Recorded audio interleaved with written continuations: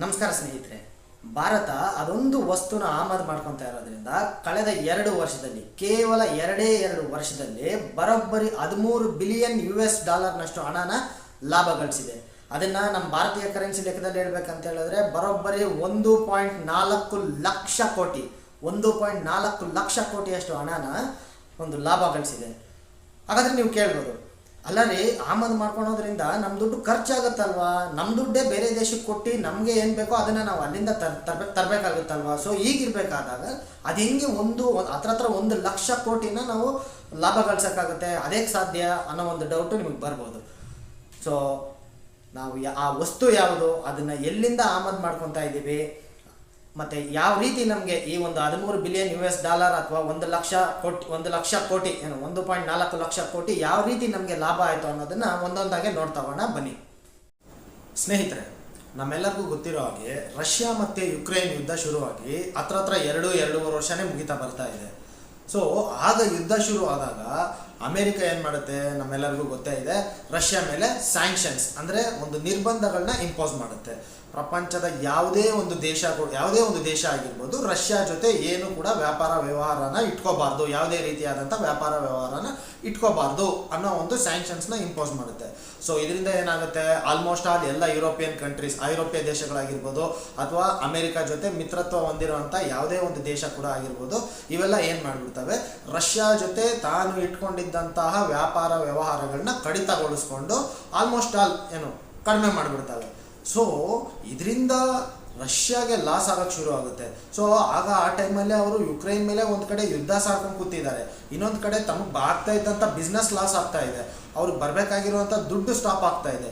So ಇದರಿಂದ ರಷ್ಯಾದವ್ರು ಏನು ಮಾಡ್ತಾರೆ, ತಮ್ಮ ಆ ಕಾಲ ಮಿತ್ರನಾದ ಭಾರತ ಹತ್ರ ಬರ್ತಾರೆ, ನಮ್ಮ ಹತ್ರ ಬರ್ತಾರೆ, ಬಂದು ಏನು ಕೇಳ್ತಾರೆ, ಭಾರತದ ಸರ್ಕಾರದ ಮುಂದೆ ಒಂದು ಡೀಲ್ನ ತಗೊಬರ್ತಾರೆ. ನೋಡಿ, ನೀವು ಹೆಂಗಿದ್ರು ಜಗತ್ತಿನ ಅತಿ ದೊಡ್ಡ ಕ್ರೂಡ್ ಆಯಿಲ್ ಅಂದರೆ ತೈಲನ ಆಮದು ಮಾಡ್ಕೊಳ್ಳೋವಂಥ ದೇಶ ನಿಮ್ಮದು, ನೀವು ಯಾಕೆ ಸೌದಿ ಅರೇಬಿಯಾನೋ ಅಥವಾ ಇರಾಕ್ ಹತ್ರ ಹೋಗಿ ಜಾಸ್ತಿ ದುಡ್ಡು ಕೊಟ್ಟು ಆಯಿಲ್ನ ಪರ್ಚೇಸ್ ಮಾಡ್ತೀರಾ? ನಮ್ಮ ಹತ್ರನೇ ಪರ್ಚೇಸ್ ಮಾಡಿ, ನಿಮ್ಗೆ ಎಷ್ಟು ಅವಶ್ಯಕತೆ ಇದೆ, ನಿಮ್ಮ ರಿಕ್ವೈರ್ಮೆಂಟ್ ಏನಿದೆ ಆ ಆಯಿಲ್ನ ನಾವೇ ಫುಲ್ಫಿಲ್ ಮಾಡ್ತೀವಿ, ನಾವೇ ಸಪ್ಲೈ ಮಾಡ್ತೀವಿ, ಅದು ಕೂಡ ಡಿಸ್ಕೌಂಟೆಡ್ ಪ್ರೈಸಲ್ಲಿ ಅಂತ ಒಂದು ಒಳ್ಳೆ ಡೀಲ್ನ ನಮ್ಮ ಭಾರತದ ಸರ್ಕಾರದ ಮುಂದೆ ತಗೊಬರ್ತಾರೆ. ಇನ್ನು ಭಾರತ ಕೂಡ ಆಗಿಂದನೂ ರಷ್ಯಾ ಜೊತೆ ಒಂದು ಒಳ್ಳೆ ಸಂಬಂಧ ಇಟ್ಕೊಂಡಿರೋದ್ರಿಂದ ಭಾರತ ಸರ್ಕಾರ ಕೂಡ ಒಪ್ಕೊಳುತ್ತೆ. ಸರಿ, ಯಾಕೆ ನಾವು ಬೇರೆಯವ್ರ ಹತ್ರ ಹೋಗಿ ಜಾಸ್ತಿ ದುಡ್ಡು ಕೊಟ್ಟು ಒಂದು ಬ್ಯಾರಲ್ಗೆ $10-15 ಜಾಸ್ತಿ ದುಡ್ಡು ಕೊಟ್ಟು ತೊಗೊಬರ್ಬೇಕು?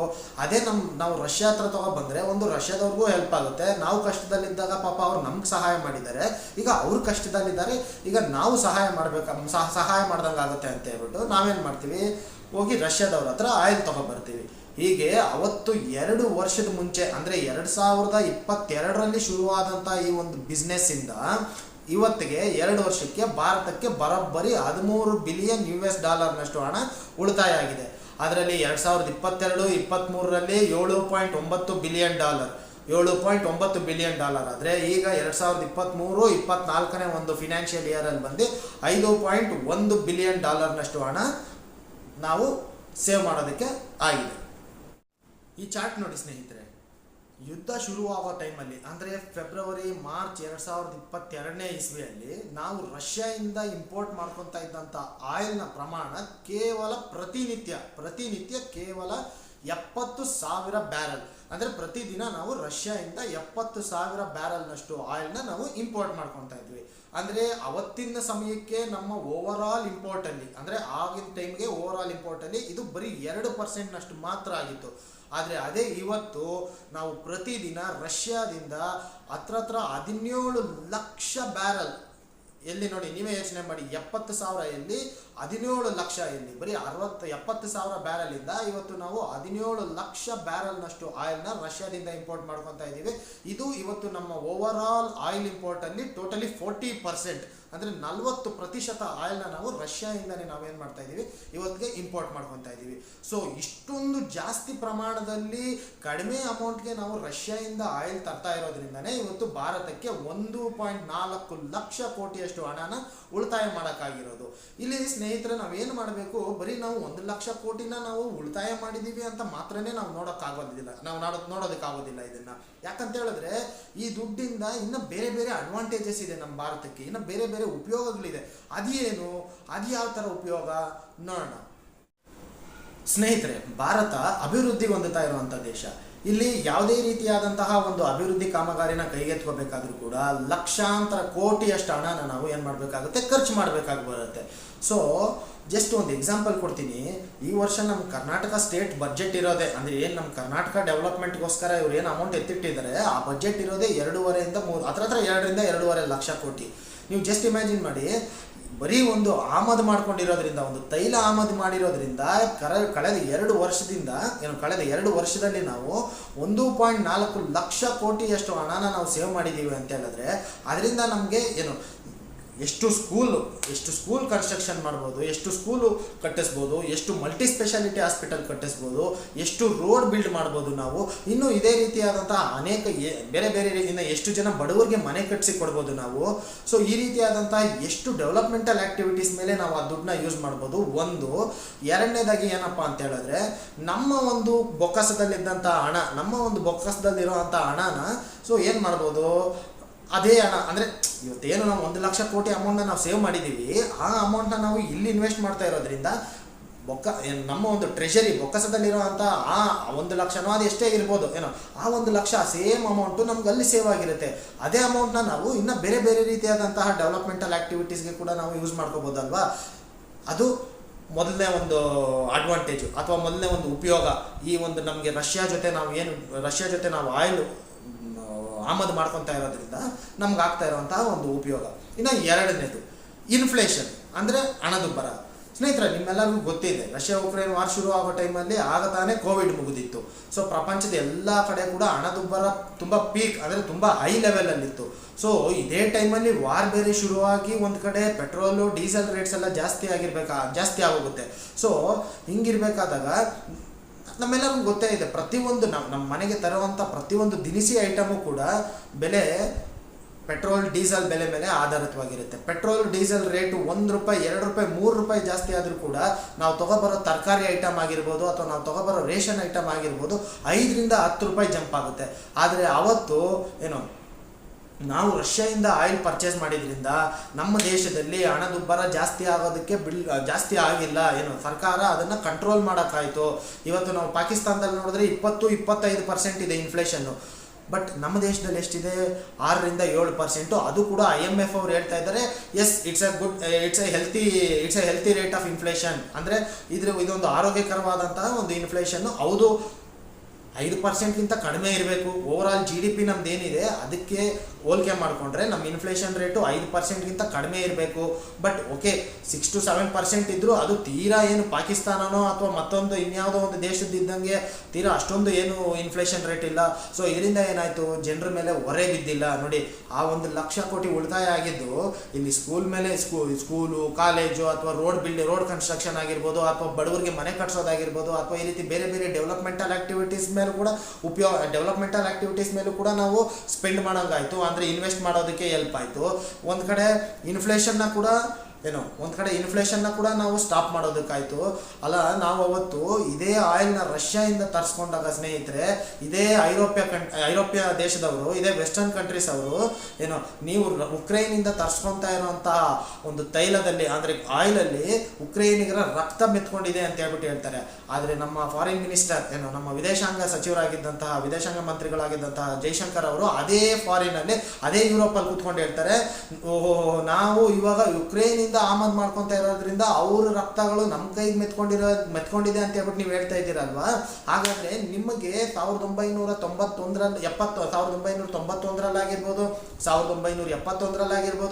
1999 ಕಾರ್ಗಿಲ್ ಯುದ್ಧದಲ್ಲಾಗಿರ್ಬೋದು, ಅವತ್ತು ಪಾಕಿಸ್ತಾನಿಗಳು ಬಂದು ನಮ್ಮ ಮೇಲೆ ಅಟ್ಯಾಕ್ ಮಾಡಿ ನಮ್ಮ ಸಾವಿರಾರು ಜನ ಸೈನಿಕರು ಸತ್ತಾಗ ಪಾಪ ಅವಾಗ ಬಂದು ನಮ್ಮ ದೇಶದಲ್ಲಿ ಬಾಂಬ್ ಬ್ಲಾಸ್ಟ್ ಮಾಡಿ, ಟೆರರಿಸ್ಟ್ ಬಂದು ನಮ್ಮ ದೇಶದಲ್ಲಿ ಬಾಂಬ್ ಬ್ಲಾಸ್ಟ್ ಮಾಡಿ ಹೋಗ್ಬೇಕಾದಾಗ, ಅಲ್ಲಿ 100 ಜನ ಸಾಯ್ಬೇಕಾದಾಗ ಅವತ್ತು ನೀವು ಪಾಕಿಸ್ತಾನಿಗಳಿಗೆ ಏನೊಂದು ಈ ಆಯುಧಗಳನ್ನ ಸಪ್ಲೈ ಮಾಡ್ತಾ ಇದ್ರಲ್ವಾ, ಅವತ್ತು ನಮ್ಮ ಭಾರತೀಯರ ರಕ್ತ ನಿಮ್ಮ ಕೈಗೆ ಮೆತ್ಕೊಂಡಿಲ್ವಾ ಅಂತ ಕೇಳ್ತಾರೆ.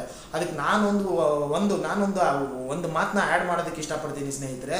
ಮೇ ಬಿ ಅವರಿಗೆ ಕೈಯಲ್ಲಿ ನಮ್ಮ ರಕ್ತ ಮೆತ್ಕೊಂಡಿದ್ದು ಕಾಣಿಸಿಲ್ಲ ಅನ್ಸುತ್ತೆ. ರಕ್ತ ಜೊತೆ ಮೇ ಬಿ ಭಾರತೀಯರ ಸುಸು ಕೂಡ ಮೆತ್ಕೊಂಡಿತ್ತು ಅಂತ ನನಗನ್ಸುತ್ತೆ. ನಮ್ಮ ಸುಸು ಕೂಡ ಮೆತ್ಕೊಂಡಿತ್ತು ಅನ್ಸುತ್ತೆ ಮೋಸ್ಟ್ಲಿ. ಅದಕ್ಕೆ ಆ ಬಡ್ಡಿ ಐಕ್ಳಿಗೆ ಯಾವ್ದು ಸುಸು ಯಾವ್ದು ರಕ್ತ ಅನ್ನೋದು ಗೊತ್ತಾಗಿಲ್ಲ ಅಂತ ಅನ್ಸುತ್ತೆ.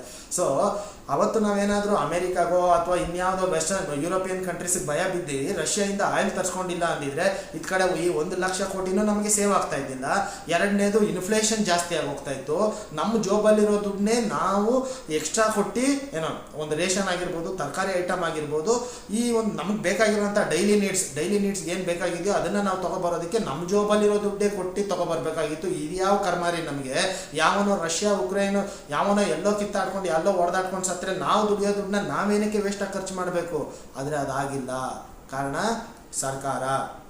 ನಮ್ಮ ಸರ್ಕಾರ ಅವತ್ತು ಒಂದು ದಿಟ್ಟ ನಿರ್ಧಾರ ತಗೊಂಡು, ಅದು ಮೋದಿ ಆಗಿರ್ಬೋದು, ಯಾರೇ ಆಗಿರ್ಬೋದು, ನಾನು ಯಾವ ಪಾರ್ಟಿನೂ ಅಲ್ಲ ಅಥವಾ ಯಾವ ಪಾರ್ಟಿ ಸಪೋರ್ಟರ್ ಕೂಡ ಅಲ್ಲ, ಬಟ್ ಸರ್ಕಾರ ಮಾಡಿದಂಥ ಒಂದು ಒಳ್ಳೆ ಕೆಲಸದಿಂದ ಇವತ್ತು ನಮಗೆ ಇಷ್ಟೊಂದು ದೊಡ್ಡ ಮೊತ್ತ ಕೂಡ ಸೇವ್ ಆಗಿದೆ. ಜೊತೆಯಲ್ಲಿ ಇನ್ಫ್ಲೇಷನ್ನ ಕೂಡ ಕಂಟ್ರೋಲ್ ಮಾಡಬೇಕಾಗಿದೆ. ಇಲ್ಲ ಅಂತೇಳಿದರೆ ನಾವು ಅವತ್ತು ಇವಾಗ ತಾನೇ ಚಾರ್ಟಲ್ಲಿ ನೋಡಿದ್ರಲ್ವಾ, ನಾವು ಇವತ್ತು ರಷ್ಯಾದಿಂದ ತೊಗೊಂಡು ಪರ್ಚೇಸ್ ಮಾಡ್ತಾ ಇರುವಂಥ ಆಯಿಲ್ನ ಪ್ರಮಾಣ 40% ಇದೆ. ಬಟ್ ಯುದ್ಧ ಶುರುವಾದಾಗ ಸ್ನೇಹಿತರೆ ಬರೀ 2% ಇತ್ತು. ಅವತ್ತು ನಾವು ಜಾಸ್ತಿ ಆಯಿಲ್ನ ಪರ್ಚೇಸ್ ಮಾಡ್ತಾ ಇದ್ದಿದ್ದು ಒಂದು ಇರಾಕಿಂದ. ನಾವು ಜಾಸ್ತಿ ಆಯಿಲ್ ಪರ್ಚೇಸ್ ಮಾಡ್ತಾ ಇದ್ದಿದ್ದು ಇರಾಕ್ ಒಂದು ಮೊದಲನೇದಾಗಿ, ಎರಡನೇದು ಬಂದು ಸೌದಿ ಅರೇಬಿಯಾ, ಮೂರನೇದು ಬಂದ್ಬಿಟ್ಟು UAE, ನಾವೇನು ದುಬೈ ಅಂತ ಹೇಳ್ಬಿಟ್ಟು ಕರಿತೀವಿ, ಯುನೈಟೆಡ್ ಅರಬ್ ಎಮಿರೇಟ್ಸ್. ಈ 3 ದೇಶಗಳಿಂದ ನಾವು ಅತಿ ಹೆಚ್ಚಾಗಿ ಒಂದು ತೈಲನ ಆಮದು ಮಾಡ್ಕೊತಾ ಇದ್ವಿ. ಅವತ್ತು ನಾವೇನಾದರೂ ಅಮೆರಿಕಾಗೆ ಭಯ ಪಟ್ಟಿದ್ರೆ ಈ ಸೌದಿ ಅರೇಬಿಯಾನೋ ಅಥವಾ ಇನ್ಯಾರೋ ಇರಾಕೋ ಅಥವಾ UAE ಅವ್ರು ಏನು ರೇಟ್ ಹೇಳ್ತಾರೋ ಅದೇ ರೇಟ್ನ ಕೊಟ್ಟು ನಾವು ತೊಗೊಬರ್ಬೇಕಾಗಿತ್ತೆ ಹೊರತು ನಮ್ಗೆ ಬೇರೆ ಆಪ್ಷನ್ ಇರ್ತಾ ಇದ್ದಿಲ್ಲ ಅಲ್ಲಿ ಏನೋ. ಸೊ ಇದರಿಂದ ನಾವು ಅವರು ಅಮೆರಿಕ ಮಾತು ಕೇಳೋ ಅವಶ್ಯಕತೆ ನಮ್ಗೆ ಇದ್ದಿಲ್ಲ. ನಾವು ಅವ್ರಿಗೆ ಭಯ ಪಟ್ಕೊಂಡು ಜೀವಜೂರನ್ನು ಅಂತ ಹೇಳೋ ಒಂದು ಅವಶ್ಯಕತೆ ಕೂಡ ನಮಗಿಲ್ಲ. ಸೊ ನಮ್ಗೆ ಎಲ್ಲಿ ಬೇಕೋ ನಾವು ಅಲ್ಲಿಂದ ತೊಗೊಬಂದ್ವಿ. ಇವತ್ತು ನಮ್ಗೆ ಯಾವುದೇ ರೀತಿ ಅನ್ನೋದಕ್ಕಿಂತ ನಮ್ಗೆ ಹಣನೂ ಕೂಡ ಸೇವ್ ಆಗಿದೆ, ಹತ್ತು ಕಡೆ ಇನ್ಫ್ಲೇಷನ್ ಕೂಡ ಜಾಸ್ತಿ ಆಗಿಲ್ಲ. ಇದು ಎರಡನೇದು. ಇನ್ನು ಮೂರನೇ ಅಡ್ವಾಂಟೇಜ್, ಇದರಿಂದ ನಮ್ಗಾಗಿರೋ ಮೂರನೇ ಲಾಭ ಏನಪ್ಪ ಅಂತ ಹೇಳಿದ್ರೆ, ಹೀಗೆ ನಾವು ಏನು ರಷ್ಯಾದಿಂದ ಜಾಸ್ತಿ ಆಯಿಲ್ನ ಇಂಪೋರ್ಟ್ ಮಾಡ್ಕೊ ಬಂದ್ವಲ್ಲ, ಅದನ್ನೆಲ್ಲ ನಾವು ಒಂದು ಕಡೆ ಸ್ಟೋರೇಜ್ ಮಾಡ್ಕೊಳೋದಕ್ಕೆ ಹೆಲ್ಪ್ ಆಯಿತು. ಅಂದರೆ ನಮಗೆ ಪ್ರತಿದಿನ ನಮಗೆ ಎಷ್ಟು ಬೇಕಾಗುತ್ತೋ ಅಷ್ಟನ್ನ ನಾವು ಬಳಸಿ ಮಿಕ್ಕಿದ್ದನ್ನ ನಾವು ಒಂದು ಜಾಗದಲ್ಲಿ ಸ್ಟೋರ್ ಮಾಡ್ಕೋಬಹುದು, ಸ್ಟೋರೇಜ್ ಮಾಡ್ಕೊಳೋದಕ್ಕೆ ಹೆಲ್ಪ್ ಆಯಿತು ನಮಗೆ. ಸೊ ಇವತ್ತು ಆ ರೀತಿ ನಮ್ಮ ಇಂಡಿಯಾದಲ್ಲಿ, ನಮ್ಮ ಭಾರತದಲ್ಲಿ 3 ಜಾಗದಲ್ಲಿ ನಾವೇನು ಹೆಚ್ಚಾಗಿ ಆಯಿಲ್ನ ಇಂಪೋರ್ಟ್ ಮಾಡ್ಕೊತೀವಿ, ಆಮದು ಮಾಡ್ಕೊತೀವಿ, ಅದನ್ನು 3 ಜಾಗದಲ್ಲಿ ನಾವು ಆಯಿಲ್ನ ನಾವೇನಂತೀವಿ ಆಯಿಲ್ ಸ್ಟೋರೇಜ್ ಫೆಸಿಲಿಟಿ ಅಂತ ಹೇಳ್ಬಿಟ್ಟು ಕರಿತೀವಿ. ಸೊ 3 ಆಯಿಲ್ ಸ್ಟೋರೇಜ್ ಫೆಸಿಲಿಟೀಸ್ ಇದಾವೆ ಇವತ್ತು ನಮ್ಮ ಇಂಡಿಯಾನಲ್ಲಿ. ಒಂದು ಬಂದ್ಬಿಟ್ಟು ವಿಶಾಖಪಟ್ಟಣಮ್, ಇನ್ನೆರಡು ಬಂದ್ಬಿಟ್ಟು ನಮ್ಮದೇ ಕರ್ನಾಟಕದಲ್ಲಿದೆ, ಒಂದು ಮಂಗಳೂರಲ್ಲಿ, ಇನ್ನೊಂದು ಬಂದು ಉಡುಪಿನಲ್ಲಿ. ಸೊ ಈ 3 ಒಂದು ಆಯಿಲ್ ಸ್ಟೋರೇಜ್ ಫೆಸಿಲಿಟಿನಲ್ಲಿ ನಾವು ಅವತ್ತು ಏನು ರಷ್ಯಾದಿಂದ ಈ 2 ವರ್ಷದಲ್ಲಿ ರಷ್ಯಾದಿಂದ ಅತಿ ಹೆಚ್ಚಾಗಿ ಆಯಿಲ್ನ ಇಂಪೋರ್ಟ್ ಮಾಡ್ಕೊಂಡ್ವಲ್ಲ, ಇಂಪೋರ್ಟ್ ಮಾಡಿರೋ ಆಯಿಲ್ನ ಅಲ್ಲಿ ಸ್ಟೋರೇಜ್ ಮಾಡಿದ್ವಾ. ಸೊ ಇದರಿಂದ ಏನಾಯಿತು, ಫ್ಯೂಚರಲ್ಲಿ ಯಾವತ್ತೇ ಒಂದು ಎನರ್ಜಿ ಕ್ರೈಸಿಸ್ ಅಂದರೆ ಆಯಿಲ್ ಕ್ರೈಸಿಸ್ ಉಂಟಾಯ್ತು ಅಂತ ಹೇಳಿದ್ರೆ ನಾವು ಅಲ್ಲಿರೋ ಆಯಿಲ್ನ ನಾವು ಉಪಯೋಗಿಸ್ಕೋಬೋದು. ನೋಡಿ ಎಷ್ಟು ಲಾಭ ಆಗಿದೆ ಅಂತ ಹೇಳ್ಬಿಟ್ಟು. ಬರೀ ದುಡ್ಡು ಒಂದೇ ಅಲ್ಲ ನಮಗೆ, ಈ ಕಡೆ ಇನ್ಫ್ಲೇಷನ್ ಕಂಟ್ರೋಲ್ ಆಗಿದೆ, ಈ ಕಡೆ ನೋಡಿದ್ರೆ ನಮಗೆ ಆಯಿಲ್ನ ಸೇವ್ ಮಾಡ್ಕೊಳೋದಕ್ಕೆ ಹೆಲ್ಪ್ ಆಗಿದೆ. ಸೊ ಇದರಿಂದ ನಾವು ಫ್ಯೂಚರಲ್ಲಿ ಏನೇ ಪ್ರಾಬ್ಲಮ್ ಆಯ್ತು ಅಂದ್ರೂ ಕೂಡ ನಾವು ಆಯಿಲ್ನ ಉಪಯೋಗಿಸ್ಕೋಬೋದು. ಬಟ್ ಇಲ್ಲಿ ಒಂದೇ ಒಂದು ಬೇಜಾರಿನ ಸಂಗತಿ ಏನಪ್ಪ ಅಂತ ಹೇಳಿದ್ರೆ, ಹೌದು ನಮ್ಮ ಹತ್ರ 3 ಆಯಿಲ್ ಸ್ಟೋರೇಜ್ ಫೆಸಿಲಿಟಿ ಇದೆ, ಬಟ್ ಅಲ್ಲಿ ನಾವು ಸ್ಟೋರ್ ಮಾಡೋ ಅಂತ ಒಂದು ಏನು ಪ್ರಮಾಣ ಏನಿದೆ ಅದು ತುಂಬಾ ಕಡಿಮೆ ಇದೆ ಸ್ನೇಹಿತರೆ. ಯಾಕಂತ ಹೇಳಿದ್ರೆ ಬರೀ 39 ಮಿಲಿಯನ್ ಬ್ಯಾರಲ್ನಷ್ಟು ಆಯಿಲ್ನ ಮಾತ್ರ ನಾವು ಸೇವ್ ಮಾಡ್ಬೋದು. ನಾನು ಇನ್ನೊಂದ್ಸರಿ ನಂಬರ್ ಹೇಳ್ತೀನಿ, 39 ಮಿಲಿಯನ್ ಬ್ಯಾರಲ್ಸ್ ಅಷ್ಟು ಆಯಿಲ್ನ ಮಾತ್ರ ನಾವು ಈ 3 ಆಯಿಲ್ ಸ್ಟೋರೇಜ್ ಫೆಸಿಲಿಟೀಸಲ್ಲಿ ಸೇವ್ ಮಾಡ್ಬೋದಾಗಿರುತ್ತೆ. ಸೊ ಇದು ಅಂದಾಜು ನಮಗೆ ಭಾರತೀಯರಿಗೆ ಇವತ್ತಿನ ಪ್ರಮಾಣದಲ್ಲಿ ನಾವು ಎಷ್ಟು ಆಯಿಲ್ನ ಯೂಸ್ ಮಾಡ್ತೀವಿ, ಸೊ ಆ ಪ್ರಮಾಣದಲ್ಲಿ ನಾವು ನೋಡೋದಾದರೆ ನಮಗೆ 7 ದಿನ ನಮ್ಮ ದೇಶಕ್ಕೆ ನಾವು ಬೇರೆ ಎಲ್ಲಿಂದನೂ ಆಯಿಲ್ನ ಇಂಪೋರ್ಟ್ ಮಾಡ್ಕೊಂಡಿಲ್ಲ ಅಂದರೂ ಕೂಡ, ಇಲ್ಲಿರೋ ಆಯಿಲ್ನೇ ಯೂಸ್ ಮಾಡ್ತಾ ಹೋದ್ರೂ ಕೂಡ ನಾವು ಮುಂದೆ 7 ದಿನಗಳ ಕಾಲ ಫಾರ್ ದ ನೆಕ್ಸ್ಟ್ 7 days ನಾವು ಈ ಆಯಿಲ್ನ ಯೂಸ್ ಮಾಡ್ಕೋಬೋದಾಗಿರುತ್ತೆ ಸ್ನೇಹಿತರೆ. ಆಯಿತಾ, ಇದು ನಮಗಾದಂತಹ ಒಂದು 3ನೇ ಅಡ್ವಾಂಟೇಜು. 4ನೇ ಅಡ್ವಾಂಟೇಜು ಕೂಡ ಹೇಳ್ತೀನಿ ಕೇಳಿ. ಈಗ ನಾವು ಜಾಸ್ತಿ ಆಯಿಲ್ನ ರಷ್ಯಾದಿಂದ ಇಂಪೋರ್ಟ್ ಮಾಡ್ಕೊಂಡ್ವಾ, ಅತಿ ಹೆಚ್ಚಾಗಿ ರಷ್ಯಾ ಅಥವಾ ಬೇರೆ ಅಫ್ಕೋರ್ಸ್ ನಾವು ಸೌದಿ ಅರೇಬಿಯಾದಿಂದ ಕೂಡ ಇಂಪೋರ್ಟ್ ಮಾಡ್ಕೊತಾ ಇದ್ವಿ, ಇರಾಕಿಂದನೂ ಇಂಪೋರ್ಟ್ ಮಾಡ್ಕೊತಾ ಇದ್ವಿ, UAE ಇಂದ ಕೂಡ ಇಂಪೋರ್ಟ್ ಮಾಡ್ಕೊತಾ ಇದ್ವಿ. ಬಟ್ ಇವೆಲ್ಲದಕ್ಕಿಂತ ಕಂಪೇರ್ ಮಾಡಿದ್ರೆ ರಷ್ಯಾದಿಂದ ಇಂಪೋರ್ಟ್ ಮಾಡ್ಕೊತಾ ಇದ್ದಂಥ ಆಯಿಲ್ ಕ್ವಾಂಟಿಟಿ ಜಾಸ್ತಿ ಇತ್ತು. ಸೊ ಇದರಿಂದ ಏನಾಯಿತು, ನಮಗೆ ಬೇಕಾದಷ್ಟು ಪ್ರತಿನಿತ್ಯ ನಮ್ಗೆ ಎಷ್ಟು ಬೇಕಾಗಿತ್ತೋ ಅಷ್ಟು ಆಯಿಲು ಸಿಕ್ತು. ಅದಕ್ಕಿಂತ ಹೆಚ್ಚಾಗಿದ್ದಂಥ ಆಯಿಲ್ನ ನಾವು ಸ್ಟೋರೇಜು ಮಾಡಿದ್ವಿ. ಅದಕ್ಕಿಂತ ಹೆಚ್ಚಾಗಿದ್ದಂಥ ಆಯಿಲ್ನ ನಾವು ಏನು ಈ ಯುರೋಪಿಯನ್ ಕಂಟ್ರೀಸ್ ನಮಗೆ ಡೈಲಾಗ್ ಹೊಡೋದ್ರಲ್ವಾ, ಏನು ಭಾಷಣ ಬಿಗಿದ್ರಲ್ವ, ನಮ್ಮ ಹತ್ರ ಅವ್ರ ರಕ್ತ ಮೆತ್ಕೊಂಡಿದೆ, ಇವ್ರ ರಕ್ತ ಮೆತ್ಕೊಂಡಿದೆ ಅಂತ ಹೇಳ್ಬಿಟ್ಟು ಇದೇ ಬಡ್ಡಿ ಐಕ್ಲೆ ನಮ್ಮ ಹತ್ರ ಪರ್ಚೇಸ್ ಮಾಡಿದ್ರು ಅವತ್ತು ಆಯಿಲು. ಇದೇ ಯುರೋಪಿಯನ್ ದೇಶಗಳಿಗೇನೆ ಇಲ್ಲಿ ಯುರೋಪಿಯನ್ ಅತಿ ಹೆಚ್ಚಾಗಿ ಆಫ್ರಿಕನ್ ಕಂಟ್ರೀಸ್ಗೂ ಕೂಡ ನಾವು ಏನು ಮಾಡಿದ್ವಿ, ನಾವು ಇಲ್ಲಿಂದ ಆಯಿಲ್ನ, ರಷ್ಯಾದಿಂದ ಬಂದಂಥ ಆಯಿಲ್ನ ನಾವು ಪ್ರೊಸೆಸ್ ಮಾಡಿ ಅದನ್ನು ಪೆಟ್ರೋಲು, ಡೀಸೆಲ್ ಆಗಿ ಬೇರೆ ಬೇರೆ ರೀತಿಯಾದಂಥ ಏನು ಫ್ಯೂಯಲ್ ಏನು ಅಂದರೆ ಇಂಧನಗಳನ್ನಾಗಿ ನಾವು ಡಿವೈಡ್ ಮಾಡಿಕೊಂಡು ಸಪ್ರೇಟ್ ಮಾಡಿ ಅದನ್ನು ಕೆಲವೊಂದಷ್ಟು ಆಫ್ರಿಕನ್ ಕಂಟ್ರೀಸ್ಗೆ ಮತ್ತು ಕೆಲವೊಂದಷ್ಟು ಯುರೋಪಿಯನ್ ಕಂಟ್ರೀಸ್ಗೆ ಎಕ್ಸ್ಪೋರ್ಟ್ ಮಾಡಿದ್ರಿಂದ ಅದರಿಂದ ನಮಗೆ ಎಕ್ಸ್ಪೋರ್ಟ್ ಅಮೌಂಟ್ ಕೂಡ ಬಂತು. ಇದರಿಂದ ಏನಾಯಿತು, ನಮ್ಮ ಕರೆಂಟ್ ಅಕೌಂಟ್ ಡೆಫಿಸಿಟ್ ಕೂಡ ಕಡಿಮೆ ಆಗೋದಕ್ಕೆ ಸ್ವಲ್ಪ ಮಟ್ಟಿಗೆ ಏನು ಇವತ್ತು ನಮ್ಮ ಆಮದಿನ ಪ್ರಮಾಣ ಏನಿದೆ ಇವತ್ತು ನಮ್ಮ ಆಮದಿನ ಪ್ರಮಾಣ ನಮ್ಮ ಎಕ್ಸ್ಪೋರ್ಟ್ ಏನು ನಮ್ಮ ರಫ್ತು ಪ್ರಮಾಣಕ್ಕಿಂತ ನಮ್ಮ ರಫ್ತಿನ ಪ್ರಮಾಣಕ್ಕಿಂತ ತುಂಬ ಹೆಚ್ಚಾಗಿದೆ. ಸೊ ಆ ಒಂದು ಹೆಚ್ಚಾಗಿರುವಂಥ ಒಂದು ಪ್ರಮಾಣವನ್ನು ಅಟ್ಲೀಸ್ಟ್ ಸ್ವಲ್ಪ ಮಟ್ಟಕ್ಕಾದ್ರೂ ಕೂಡ ಕಡಿಮೆ ಮಾಡೋದಕ್ಕೆ ಹೆಲ್ಪ್ ಮಾಡ್ತು. ನಾವೇನು ಈ ರಷ್ಯಾದಿಂದ ಇಂಪೋರ್ಟ್ ಮಾಡ್ಕೊಂಡ್ವಲ್ಲ ಆ ಒಂದು ಆಯಿಲ್ನ ಪ್ರಮಾಣದಿಂದ ನಾವೊಂದು ಕಡಿಮೆ ಮಾಡೋದಕ್ಕೆ ಹೆಲ್ಪ್ ಆಯಿತು. ಸ್ನೇಹಿತರೆ, ನಿಮಗೆ ಇನ್ನೊಂದು ಇಂಟ್ರೆಸ್ಟಿಂಗ್ ಫ್ಯಾಕ್ಟ್ ಹೇಳ್ತೀನಿ ಕೇಳಿ. ಏನಂತ ಹೇಳಿದ್ರೆ, ನಾವು ಬರೀ ರಷ್ಯಾ ಒಂದು ದೇಶದಿಂದಾನೇ ಡಿಸ್ಕೌಂಟೆಡ್ ಪ್ರೈಸಲ್ಲಿ ಆಯಿಲ್ನ ಪರ್ಚೇಸ್ ಮಾಡಿರೋದ್ರಿಂದ ಇಷ್ಟು ಪ್ರಮಾಣದ ಹಣನ ನಾವು ಸೇವ್ ಮಾಡೋದಕ್ಕಾಗಿದೆ ಅಂತ ಹೇಳಿದ್ರೆ ಜಸ್ಟ್ ಇಮ್ಯಾಜಿನ್ ಮಾಡ್ಕೊಳ್ಳಿ, ಇರಾನಿಂದ ಆಗಿರ್ಬೋದು ಅಥವಾ ವೆನಿಜುವೆಲಾಯಿಂದ ಆಗಿರ್ಬೋದು ನಾವೇನಾದರೂ ಆಯಿಲ್ನ ಪರ್ಚೇಸ್ ಮಾಡಿದ್ರೆ ಅಂದರೆ ಇಂಪೋರ್ಟ್ ಮಾಡಿದ್ರೆ ಇನ್ನೆಷ್ಟು ಅಮೌಂಟ್ನ ನಾವು ಸೇವ್ ಮಾಡ್ಬೋದು ಅಂತ ಹೇಳ್ಬಿಟ್ಟು. ಯಾಕಂತ ಹೇಳಿದ್ರೆ ಇವತ್ತು ಇರಾನ್ ಮತ್ತು ವೆನಿಜುವೆಲಾ ಇವೆರಡೂ ದೇಶಗಳ ಮೇಲೆ ಅಮೇರಿಕ ಸ್ಯಾಂಕ್ಷನ್ಸ್ ಹಾಕೊಂಡು ಕೂತ್ಕೊಂಡಿದೆ. ಆ ದೇಶಗಳಿಂದನೂ ಕೂಡ ಆ ದೇಶಗಳಿಂದ ಕೂಡ ಇವತ್ತು ಯಾರೇ ಆಗಲಿ ಒಂದು ಆಯಿಲ್ನ ಇಂಪೋರ್ಟ್ ಮಾಡ್ಕೊತಾ ಇದ್ರು. ಅದು ತೀರಾ ಕಡಿಮೆ ಸಂಖ್ಯೆಯಲ್ಲಿ ತೀರಾ ಬೆರಳೆಣಿಕೆಯಷ್ಟು ದೇಶಗಳು ಮಾತ್ರ ಅವ್ರ ಹತ್ರ ಆಯಿಲ್ನ ಇಂಪೋರ್ಟ್ ಮಾಡ್ಕೊತಾ ಇದ್ದಾರೆ ಹೊರತು ಏನು ತೀರಾ ದೊಡ್ಡ ಪ್ರಮಾಣದಲ್ಲಿ ಏನು ಕೂಡ ಅವ್ರ ಹತ್ರ ಏನು ಇಂಪೋರ್ಟ್ ಮಾಡ್ಕೊತಾ ಇಲ್ಲ. ಸೊ ಈ ಒಂದು ಪರಿಸ್ಥಿತಿನ ಭಾರತ ತನ್ನ ಒಂದು ಲಾಭಕ್ಕೋಸ್ಕರ ಯೂಸ್ ಮಾಡಿಕೊಂಡ್ರೆ ಆ ದೇಶಗಳಿಂದ ಕೂಡ ನಾವೇನಾದ್ರೂ ಆಯಿಲ್ನ ಇಂಪೋರ್ಟ್ ಮಾಡಿಕೊಂಡ್ರೆ ನಮಗೆ ಇನ್ನೂ ಹೆಚ್ಚಾಗಿ ಲಾಭ ಸಿಗುತ್ತೆ, ಇನ್ನೂ ಹೆಚ್ಚಾಗಿ ನಾವು ಲಾಭ ಮಾಡ್ಕೋಬೋದು. ಆದರೆ ಒಂದು ಏನಪ್ಪ ಅಂತ ಹೇಳಿದ್ರೆ, ನಾವು ಪ್ರತಿ ಸಲನೂ ಲಾಭಕ್ಕೋಸ್ಕರನೇ ಅಥವಾ ಲಾಭನೇ ನೋಡಿಕೊಂಡು ಯಾವುದೇ ಒಂದು ಕೆಲಸ ಮಾಡೋದಕ್ಕಾಗೋದಿಲ್ಲ. ಕೆಲವೊಂದ್ಸಲಿ ನಮಗೆ ಫ್ರೆಂಡ್ಶಿಪ್ ಅಂದರೆ ಸ್ನೇಹನೂ ಕೂಡ ನಾವು ನೋಡಬೇಕಾಗುತ್ತೆ. ಯಾಕಂತ ಹೇಳಿದ್ರೆ ಇವತ್ತು ನಮಗೆ ಬರೀ ಆಯಿಲ್ ಇಂಪೋರ್ಟು ಅಥವಾ ಅದರಿಂದ ಬರೋ ದುಡ್ಡು ಒಂದೇ ಇಂಪಾರ್ಟೆಂಟ್ ಅಲ್ಲ, ಅಥವಾ ಅದು ಒಂದೇ ಮುಖ್ಯನೂ ಅಲ್ಲ ನಮಗೆ. ಇವತ್ತು ನಮಗೆ ಅಮೇರಿಕಾ ಕೂಡ ಮುಖ್ಯ, ಅಮೇರಿಕಾದ ಫ್ರೆಂಡ್ಶಿಪ್ ಕೂಡ ಮುಖ್ಯ ನಮಗೆ. ಯಾಕಂತ ಹೇಳಿದ್ರೆ ಪಕ್ಕದಲ್ಲೇ ಚೈನಾ ಕೂತ್ಕೊಂಡಿದೆ. ನಾಳೆ ದಿನ ಇವತ್ತು ಒಂದು ಎಕ್ಸ್ಪರ್ಟ್ಸ್ ಏನು ಹೇಳ್ತಾ ಇದ್ದಾರೆ ಅಂತ ಹೇಳಿದ್ರೆ, ಡಿಫೆನ್ಸ್ ಎಕ್ಸ್ಪರ್ಟ್ಸ್ ಏನು ಹೇಳ್ತಾ ಇದ್ದಾರೆ ಅಂತ ಹೇಳಿದ್ರೆ, ಈ ಒಂದು ಡಿಕೆಡ್ ಅಂದರೆ ಈ ಒಂದು 10 ವರ್ಷದ ಒಳಗಡೆನೆ ಇಂಡೋ ಚೈನಾ ವಾರ್ ಅಂದರೆ ಭಾರತ ಚೈನಾ ನಡುವೆ ಒಂದು ಯುದ್ಧ ನಡೆಯೋ ಸಾಧ್ಯತೆ ಖಂಡಿತವಾಗ್ಲೂ ಗೋಚರಿಸ್ತಾ ಇದೆ ಅಂತ ಹೇಳ್ತಾ ಇದ್ದಾರೆ. ಸೊ ಅಂಥ ಪರಿಸ್ಥಿತಿ ಏನಾದರೂ ಬಂದರೆ ನಮಗೆ ಖಂಡಿತವಾಗ್ಲೂ ಅಮೇರಿಕ ಬೇಕೇ ಬೇಕು. ಯಾಕಂತ ಹೇಳಿದ್ರೆ ರಷ್ಯಾ ನಮ್ಗೆ ಯಾವತ್ತೂ ನಮ್ಮ ಜೊತೆ ಇದ್ದಾರೆ, ನಮ್ಮ ಜೊತೆ ನಿಂತ್ಕೊಂಡಿದ್ದಾರೆ. ಬಟ್ ಚೈನಾ ಅಂತ ಬಂತು ಅಂತ ಹೇಳಿದ್ರೆ ರಷ್ಯಾ ನಮ್ಮ ಜೊತೆ ನಿಂತ್ಕೊತಾರೋ ಇಲ್ಲೋ ಗೊತ್ತಿಲ್ಲ. ಸೊ ಜಸ್ಟ್ ಒಂದು ನಾವೇನು ಹೇಳ್ಬೋದು, ಒಂದು ನೈತಿಕ ಸಪೋರ್ಟ್ ಅಂತ ಏನು ಕರಿತೀವಲ್ವಾ, ಒಂದು ಮಾರಲ್ ಸಪೋರ್ಟ್ ಅಂತ ಏನು ಕರಿತೀವಿ, ಜಸ್ಟ್ ಆ ರೀತಿ ಒಂದು ಮಾರಲ್ ಸಪೋರ್ಟ್ ಮಾಡಿ ಸುಮ್ಮನೆ ಆಗ್ಬಿಡ್ಬೋದೇ ಹೊರತು ನಮಗೆ ಬೇಕಾದಂತಹ ಡಿಫೆನ್ಸ್ ಎಕ್ವಿಪ್ಮೆಂಟ್ಸ್ ಆಗಿರ್ಬೋದು ಅಥವಾ ಯಾವುದೇ ರೀತಿಯಾದಂಥ ವೆಪನ್ಸ್ ಆಗಿರ್ಬೋದು ನಾವು ರಷ್ಯಾದಿಂದ ಆವಾಗ ಎಕ್ಸ್ಪೆಕ್ಟ್ ಮಾಡೋದಕ್ಕಾಗೋದಿಲ್ಲ. ಯಾವಾಗ ಚೈನಾ ಮೇಲೆ ಯುದ್ಧ ಮಾಡಬೇಕಾದಾಗ ಅವತ್ತು ನಮಗೆ ಯಾರಾದರೂ ಸಪೋರ್ಟ್ ಮಾಡೋಕ್ಕೆ ಬರ್ತಾರೆ ಅಂತ ಹೇಳಿದ್ರೆ ಅದು ಅಮೇರಿಕಾ. ಅವತ್ತು ನಮಗೆ ಅಮೇರಿಕಾ ತುಂಬ ಹೆಲ್ಪ್ ಆಗುತ್ತೆ, ಅಮೇರಿಕಾ ತುಂಬ ಬೇಕಾಗುತ್ತೆ. ಸೊ ಅದರಿಂದ ನಾವು ಪ್ರತಿಯೊಂದನ್ನು ಬಿಸ್ನೆಸ್ಸು ಅಥವಾ ದುಡ್ಡಿನಲ್ಲೇ ಅಳೆಯೋದಕ್ಕಾಗೋದಿಲ್ಲ. ಕೆಲವೊಂದನ್ನು ನಾವು ಫ್ರೆಂಡ್ಶಿಪ್ಪನ್ನು ನೋಡಬೇಕಾಗುತ್ತೆ, ಫ್ರೆಂಡ್ಶಿಪ್ಪಿಂದನೂ ನಾವು ಮುಂದೆ ಹೋಗಬೇಕಾಗುತ್ತೆ. ಸೊ ಅದರಿಂದ ನಾನು ಜಸ್ಟ್ ನಿಮ್ಗೆ ಹೇಳ್ತಾ ಇರೋದು, ಹಿಂಗೆ ನಾವು ರಷ್ಯಾದಿಂದ ಇಂಪೋರ್ಟ್ ಮಾಡ್ಕೊಂಡಂಗೆ ಈ ಎರಡು ದೇಶದಿಂದ ಕೂಡ ನಾವು ಆಯಿಲ್ನ ಇಂಪೋರ್ಟ್ ಮಾಡ್ಕೊಂಡ್ರೆ ನಮ್ಗೆ ಇನ್ನೂ ಯಾವ ರೀತಿ ಲಾಭ ಆಗುತ್ತೆ ಅಂತ ಒಂದು ಎಕ್ಸಾಂಪಲ್ ಕೊಡ್ತಾ ಇರೋದು ಅಷ್ಟೇ ಹೊರತು ಅಲ್ಲಿಂದ ನಾವು ಹೋಗಿ ತೊಗೊಬರ್ಬೇಕಂತೇನೂ ಅಲ್ಲ. ಸೊ ಈ ರೀತಿ ಪ್ರತಿ ಸಲನೂ ನಾವು ದುಡ್ಡನ್ನೇ ನೋಡೋದಕ್ಕಾಗೋದಿಲ್ಲ. ಸೊ ಫ್ರೆಂಡ್ಶಿಪ್ಗೂ ಕೂಡ ವ್ಯಾಲ್ಯೂ ಕೊಡಬೇಕಾಗುತ್ತೆ. ಸೊ ಇದು ಸ್ನೇಹಿತರೆ ಭಾರತ ರಷ್ಯಾದಿಂದ ಪರ್ಚೇಸ್ ಮಾಡಿರೋಂಥ ಅಥವಾ ಆಮದು ಮಾಡ್ಕೊಂಡಂಥ ಆಯಿಲ್ನಿಂದ ಆಗಿರುವಂತಹ ಒಂದು ಲಾಭ ಅಥವಾ ಏನೊಂದು ಅಡ್ವಾಂಟೇಜ್ ಅಂತ ಹೇಳ್ಬೋದು. ನಮಸ್ಕಾರ.